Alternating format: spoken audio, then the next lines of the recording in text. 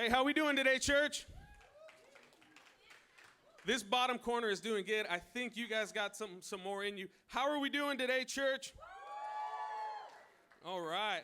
Hey, great to see you today. Really excited that you guys are here. I'm glad that you made it. Honestly, not surprised, though, because the 10:30 service is the rowdy service. I knew that you guys were going to show up and show out.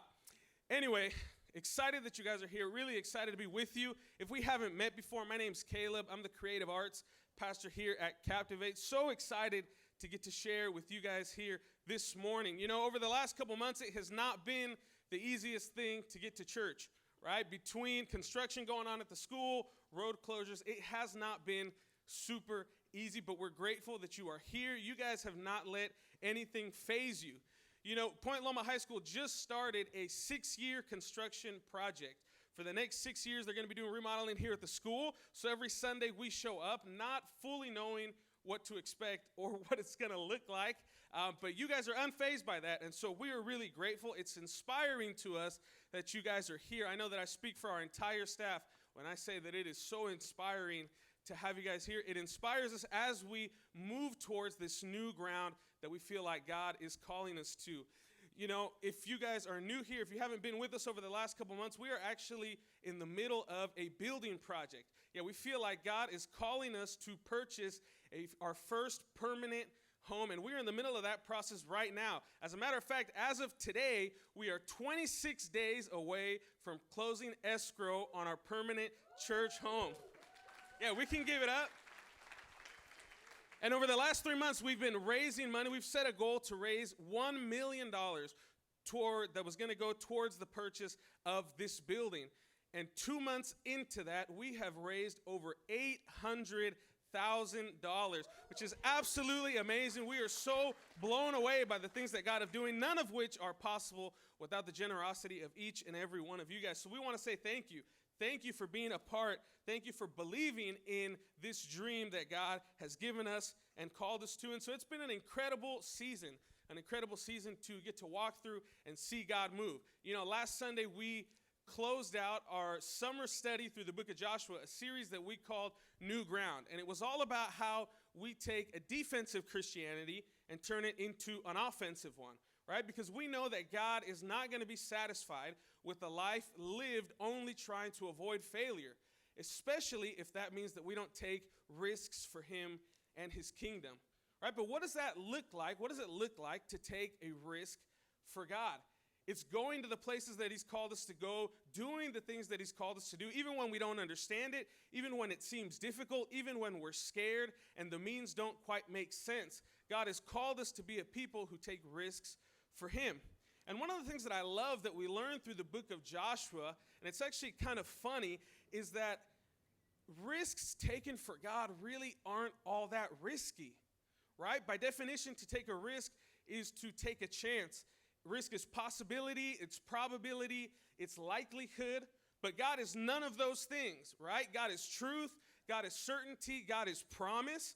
You know, didn't God tell Joshua that the people of Israel were going to walk through the Jordan River on dry land, that the waters were going to stand up as if in a wall, and the people of Israel were going to walk straight through? Didn't he tell them that? And that was exactly what happened, right? Didn't God tell Joshua to march the people around the city of Jericho, and that on the seventh time, on the seventh day, at the sound of their trumpets, at the sound of their voices, the walls of the city were going to fall and be delivered into their hands? That's what God said, and that's exactly what happens. But if that's the truth about God, that his very nature is not uncertain, that his very nature is not risky, if that's true, then why does it so often feel that way? Why does it so often feel like when we are walking towards where God is calling us to walk, we are accompanied by a sense of fear or a sense of danger or a sense of uncertainty? You know, last week, Pastor Alex preached a message called Death to Doubt. And one of the things that he said in the message that really stood out to me was this, that for every promise that God sets down in your life, the enemy is going to set a doubt right next to it. For every promise that God sets down in your life, the enemy is going to lay down a doubt right next to it. See, the enemy can't change God's promise. He can't change God's word. He has no power over God. So what does he do? He lays down a doubt to try to stop you from believing the things that God has said that he will do and believing that God is who he says he is. He's got no power over God. God is the same yesterday, today, and tomorrow, but the enemy has power in getting you to believe the doubt and to believe the lie. If he gets you to believe the doubt, if he gets you to believe the lie, then he has done his job. One of the other things that Pastor Alex said last week was that doubt has killed more callings than mistakes ever have. And I can't tell you how many people I've met with that are unable to move forward into the life that God has for them, into the promises that God has called them to, because they are paralyzed by doubt. Did God really say that? Is that really what he wants for me? Is that really where he's leading? How can I be sure? And so today I'm really excited to start a brand new series that we're calling Face to Face. Face to Face. And it's all about how we can know that we have heard God's voice, that we have met with God. You know, we believe that there are specific things that God deposits into your life as proof that you have met with him. That when you meet with God, it's impossible to leave as the same person that you were before. That there's a remnant that God leaves in your life as proof that you have met with him. And it's fitting that last week we talked about doubt and how the enemy uses doubt to attack us, because we know that meeting with God actually produces in us the exact opposite. Right? What we're going to see today is that you will know that you have met with God because you leave with confidence. You leave with confidence. God will give you the confidence to do what he's called you to do and to go where he's called you to go. Because confidence is wrapped up in his truth, and it's wrapped up in his promises. And when we understand God and we understand his promises for us, we're left with confidence and an assurance of the things that he's spoken. And so today we're going to be in Exodus chapter 3, verse 1. If you've got your Bible with you, you can pull that out and follow along. We'll also have that here on the screen for you. And this is the story of God calling Moses to free the Israelites out of the captivity that they were in Egypt. In many ways, the story of Moses is a prequel to the story of Joshua that we were studying over the last couple of months. Joshua actually takes over for Moses as the leader of the people of Israel. And Joshua is the one that gets to see the completion of God's promise to lead the Israelites into the promised land. And what we're going to see here in verse 1 through 9 is the moment that God calls Moses to go free the Israelites. And this moment gives way to what we're going to study in the remainder of our time together. So starting with verse 1, Exodus chapter 3 says this: Now Moses was tending to the flock of Jethro, his father-in-law, the priest of Midian. And he led the flock to the far side of the wilderness and came to Horeb, the mountain of God. There the angel of the Lord appeared to him in flames of fire from within a bush. Moses saw that though the bush was on fire, it did not burn up. So Moses thought, I will go over and see this strange sight, why the bush does not burn up. When the Lord saw that he had gone over to look, God called to him from within the bush, Moses, Moses. And Moses said, Here I am. Do not come any closer, God said. Take off your sandals, for the place where you are standing is holy ground. Then he said, I am the God of your father, the God of Abraham, the God of Isaac, and the God of Jacob. At this, Moses hid his face because he was afraid to look at God. The Lord said, I have indeed seen the misery of my people in Egypt. I have heard them crying out because of their slave drivers, and I am concerned about their suffering. So I have come down to rescue them from the hand of the Egyptians and to bring them up out to that land, into a good and spacious land, a land flowing with milk and honey, and the home of the Canaanites, Hittites, Amorites, Perizzites, Hivites, and Jebusites.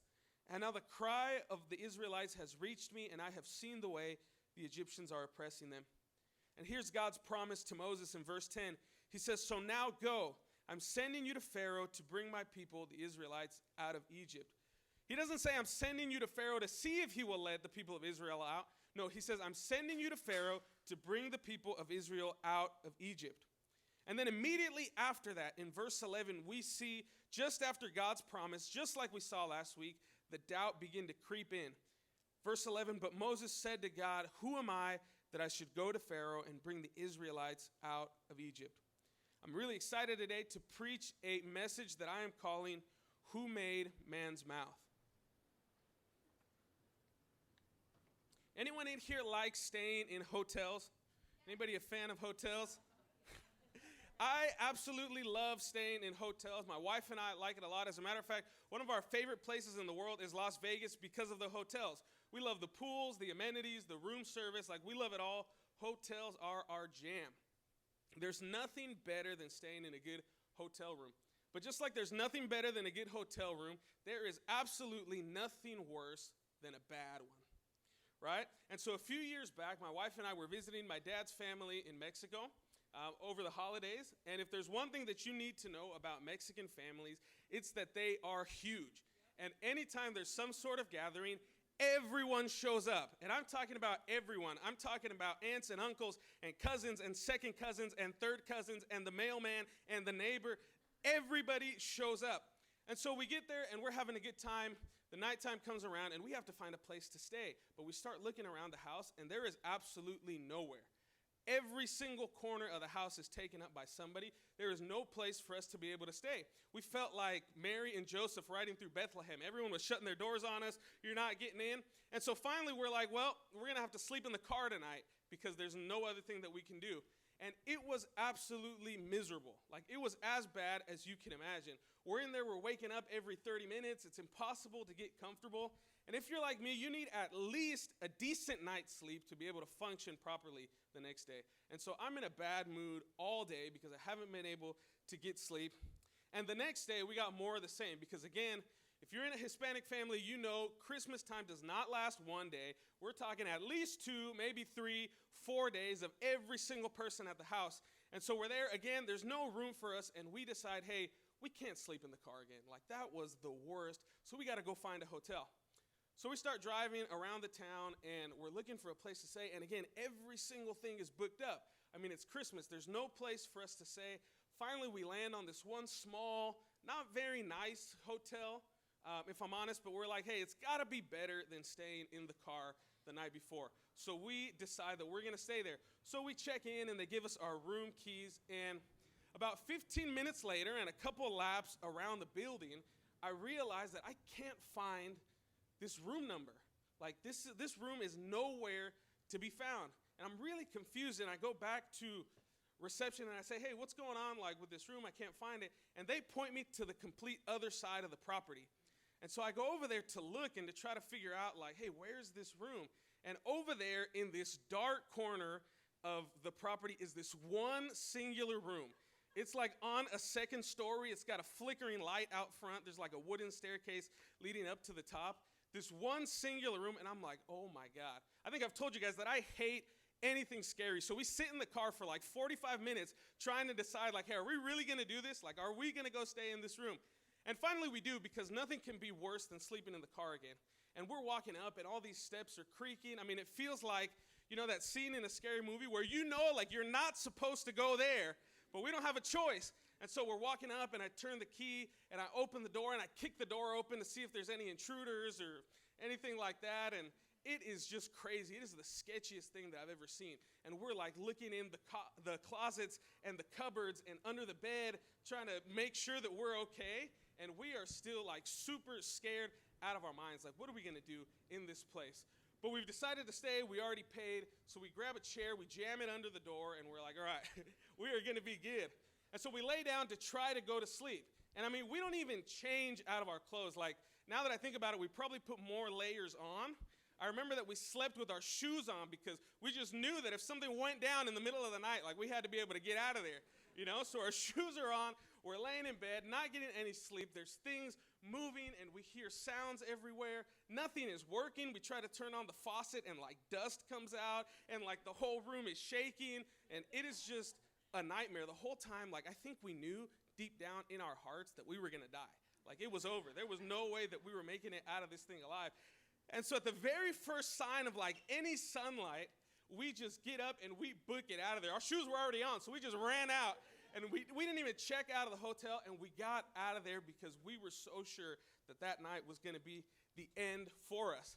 And you know, we can look back at that story now and we laugh about it, and it's pretty funny because we weren't actually dead. Like, we made it just fine. We didn't actually die.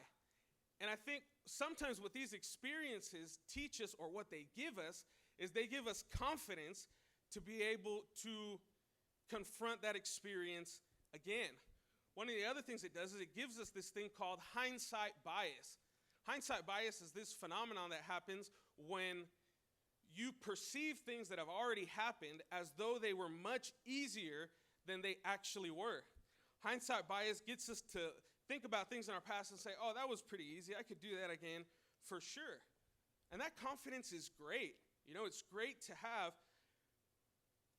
But if we're honest, that's not really what life is like, right? Every day is full of challenges and experiences and are places that are brand new. And we have to face these things without the benefit of any sort of previous experience, right? But the beautiful thing about following God is that we don't need hindsight bias. We don't need to wait till we can see things in our rearview mirror in order to have the confidence to walk into them. Why? Because we have His Word, right? And for you, that might be easier said than done, right? Just trust God. And maybe you're thinking, why or how do I know that I can actually do that? And the cool thing about God is that He doesn't just say, trust me. No, He gives us reasons and promises why we can trust Him. These two chapters, Exodus chapter 3 and 4, give us some really interesting insight into us as humans, right? God calls Moses, and Moses actually denies or objects to God's calling 5 different times in 5 different ways. And it's through those objections that God teaches us 5 different things about His nature that give us the confidence to go where He's called us to go. So I want to take a look at these 5 moments in the conversation between God and Moses, and it picks up right where we left off in Exodus 3. Verse 11 says, Moses said to God, who am I that I should go to Pharaoh and bring the Israelites out of Egypt? And God said, I will be with you. God said, I will be with you. The first thing that God promises is that He will be with you. That He will be with you. We can have confidence in going where God has called us to go because He will be with us. And I think that this promise attacks one of our most primary fears, and that's of not being enough, of not being capable, right? Who am I? Moses said, have you ever asked yourself that question? Who am I that God would use me? Who am I to go there? Who am I that I could do that? And the truth is that each and every one of us have faults and failures and reasons and secrets and things in our past that would disqualify us from God's calling. Even Moses, right? If you read the first 2 chapters of Exodus, you'll see that the only reason that Moses was in the desert as a shepherd in the first place was because he was fleeing Egypt after murdering one of the Egyptian slave drivers. I mean, talk about something that could disqualify you. Moses, probably rightfully so, says, who am I, God? Like, who am I? And I love God's response to that because He doesn't even answer Moses' question. Rather, He says, I will be with you. And He's basically saying it doesn't matter who you are. It doesn't matter who people tell you are or what you've done or what you think that you are. It doesn't matter. If He called you, He will be with you. And oftentimes we try to make our own plans and invite God along in them, and that's why sometimes this is backwards, because we're expecting God to be there when that's really a conditional statement. It's if God calls you, then God will be with you. But sometimes we make our own plans and invite God along for the ride. And then when things don't go correctly, we're saying, God, where are you? You said that you were going to be here. Didn't you say that you would always be with me? And God's over here saying, hello, I'm right over here. You know where I told you that you should go, where I called you to be? See, God's promises don't change. His promises never change, but oftentimes we try to mold or fit God's promises into our box. We try to hold God to something that He said with no regard for keeping up our end of the bargain. See, confidence in God's plan starts with obedience to His plan. When we're in God's plan for our life, we can have confidence to walk boldly because He's promised that He's with us. God is with us. And the next moment that I want to look at is in verse 13. Verse 13, Moses said to God, suppose that I go to the Israelites and say to them, the God of your fathers has sent me to you. And they asked me, what is His name? What shall I tell them? God said to Moses, I am who I am. This is what you are to say to the Israelites. I am has sent you. The next thing that God shows Moses is this. Are you ready? It's a big one. It's that He is God, right? One of the reasons that we can trust God and have confidence in what he's called us to is because he's God. We can have confidence because we're talking about the same God that sent Joshua, the same God that sent Moses, the same God that sent David to beat Goliath, the same God that sent Jesus is the God that calls us today. The same God that moved in the Bible is the God that calls us today. See, in some ways, we do have the benefit of hindsight, and it's called his word. Page after page after page after page is full of examples of God's power and of his strength. We know that we don't have to do it alone. We don't have to do it based on what we bring to the table, but rather we're doing it based on God's strength and God's power. And it's because of his power that we can walk in confidence. God's second promise is that he is God. The next moment that I want to look at happens in chapter 4, and it's verse 1. Chapter 4, verse 1 says, Moses answered, "What if they don't believe me or listen to me and say, 'The Lord did not appear to you'?" Then the Lord said to him, "What is that in your hand?" "A staff," he replied. The Lord said, "Throw it on the ground." Moses threw it on the ground and became a snake, and he ran from it. Then the Lord said to him, "Reach out your hand and take the snake by the tail." So Moses reached out and took hold of the snake and turned it back into a staff in his hands. "This," said the Lord, "is so that they may believe that the Lord, the God of their fathers, the God of Abraham, the God of Isaac, and the God of Jacob has appeared to you." Then the Lord said, "Put your hand inside your cloak." So Moses put his hand into his cloak, and when he took it out, the skin was leprous. It had become as white as snow.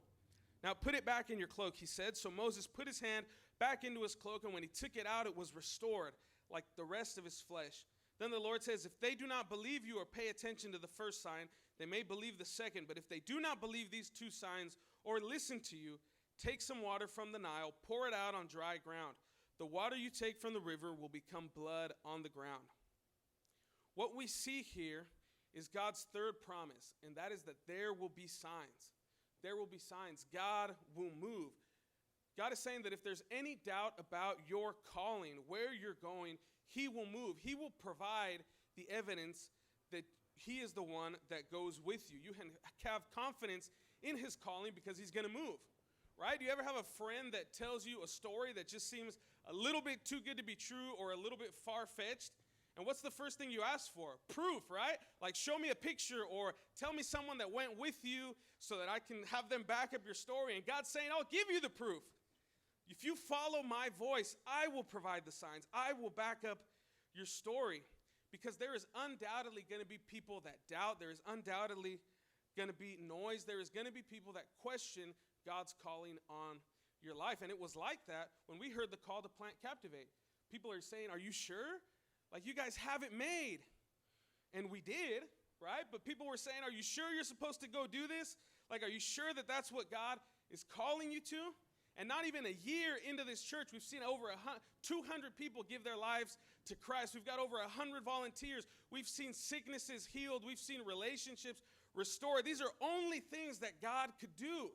He is moving. He is providing the signs. And now, less than a year in, we're trying to purchase a permanent home, and the questions are coming up again, like, how is this possible? How can you afford it? You guys haven't been around that long. And here we are, 1 month away from closing escrow, having already raised $800,000. Like, these are things that only God can do. When you are walking in God's calling, God will provide the evidence. God's movement is evidence of walking within his plan. God's movement is evidence of walking within his plan. We can have confidence to go where we're called to go because God is going to provide the signs. The next instance that we're going to see is chapter 4, verse 13. Verse 13, Moses said, "Pardon your servant, Lord. Please just send someone else." Then the Lord's anger burned against Moses, and he said, "What about your brother, Aaron the Levite? I know he can speak well. He's already on his way to meet you, and he will be glad to see you. You shall speak to him and put the words in his mouth. I will help both of you speak and will teach you what to do." The next thing that we learn about God is that there will be help along the way. There will be help along the way. You know, sometimes we give ourselves a little bit too much credit. We doubt because we think that we can ruin the plans that God set out to accomplish. Moses is doubting so much that he just finally says, "God, just send someone else. Just send someone else." And God says, "Fine, take your brother with you, but you're going too. God isn't this bully that's just waiting to lead you into failure. Rather, he says, not only will I be with you, but I will provide help along the way. I will provide help in the form of your family, your community, your friends. You will not be alone. See, your perceived lack of experience or skill is not going to derail God's plans. It's not going to get in the way of what he wants to do. God's plan moves forward, right? God's plan always moves forward. You know, maybe you've heard the call to start a business or to go back to school, and there's things that are getting in the way. Maybe it's finances or relationships that you need, or even something like childcare that's getting in the way of the things that you want to do. God will provide help along the way. See, God will not call you into something only to let you fail at the first sign of opposition. God's not going to call you into something just to let you fail. There will be help along the way. God will provide the things that you need. And finally, the last moment that I really want to look at takes place in chapter 4 and verse 10. Exodus chapter 4 and verse 10. Moses says to the Lord, "Pardon your servant, Lord. I have never been eloquent, neither in the past, nor since you have spoken to your servant. I have slow of speech and tongue." Moses starts to list all the reasons why he is not qualified, right? And then God responds to him in probably my favorite verse in the entire Bible. The Lord said to him, "Who gave human beings their mouths? Who made the deaf or the mute? Who gives them sight or makes them blind? Is it not I, the Lord?" God is saying, I created you. You don't think that I know what you're capable of? You're not allowed to put a limit on your capacity, Moses. I know what you can do. God is showing us here that he is the only one that can qualify us. The fifth promise that God gives us is that we are capable. See, we don't have the authority to put a cap on our capacity. If God has called you to do it, then he has given you the capacity to do it. You're enough. And when you don't see yourself as enough, you're actually taking those gifts and those blessings and every good thing that God has put into your life and turning it into a curse. You're saying, God, everything that you've given me, everything that you've made me to be is not enough. I just can't do it. And that's just not true, right? Jeremiah 1:5, God says, "Before I formed you in the womb, I knew you. Before you were born, I set you apart." You were created with a purpose and with a calling and with capacity. And you have to believe that, because belief is power. And so what you believe will be what you give power to. You can either believe the lie or you can believe God's truth. And here's where I think that we get it a little bit backwards. The reason that we so often limit our capacity is because we see ourselves as the masters of our own journey rather than a tool to be used by God. We are tools designed to do God's work. Right, a couple weeks ago, I was having some issues with my car. It just wasn't starting. It was making that clicking sound, so I knew something was wrong with the battery, but I could not figure it out. And so I called one of my friends, and he came over to help me out, and he comes over, and I've got the hood popped open, and I'm just like staring at it, because I think that's what you're supposed to do, right? When your car doesn't work, you pop the hood open and you stare. Like, I wouldn't even know what to look for unless like the engine fell out or something. Like, there's no way that I was going to figure it out. But he comes over, he sees the car, and in an instant, he knows what's wrong with it. He said, "Hey, there's some buildup on your terminals that are connecting your battery, so we got to get some tools to fix that, and we should be good to go." But then he starts looking around, and he's looking around him, and all of a sudden, he gets down on the ground, and he picks up a rock. A rock, like literally from the dirt. He picks up a rock, and he starts scraping at these terminals on the car. And within 1 minute, the car was up and running again. Within 1 minute, using a rock. I mean, you could have given me a shopping spree at AutoZone, and I would have not known what was wrong with it or how to fix it. And here this guy is fixing the car with a rock.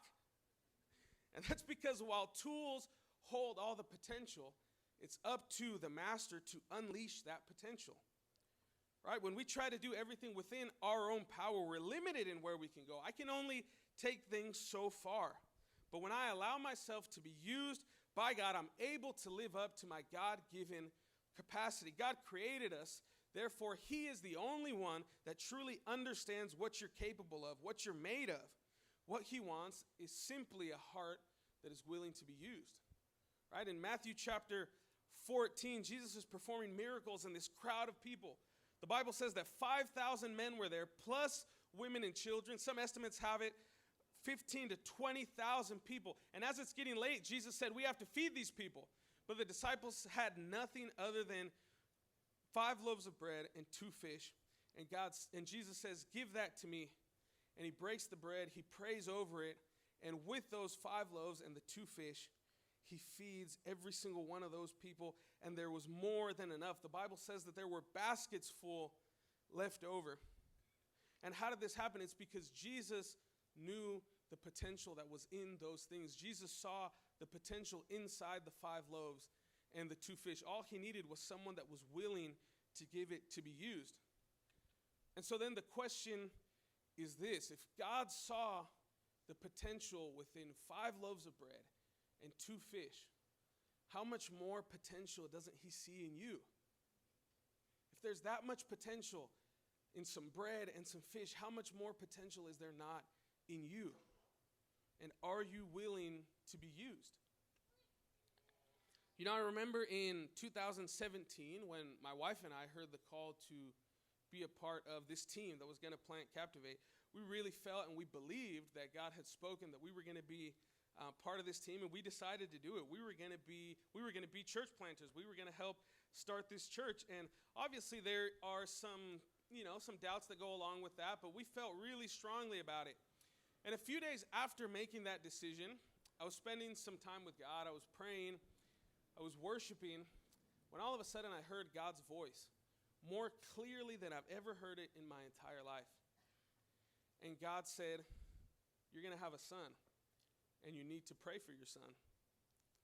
And I remember it was so surreal, like hearing that from God, that we were going to have a son. We had no idea, we weren't really trying to have a baby. And all of a sudden to hear that from God, I went home and I was just kind of like wrestling with it. I was so in awe of what had happened.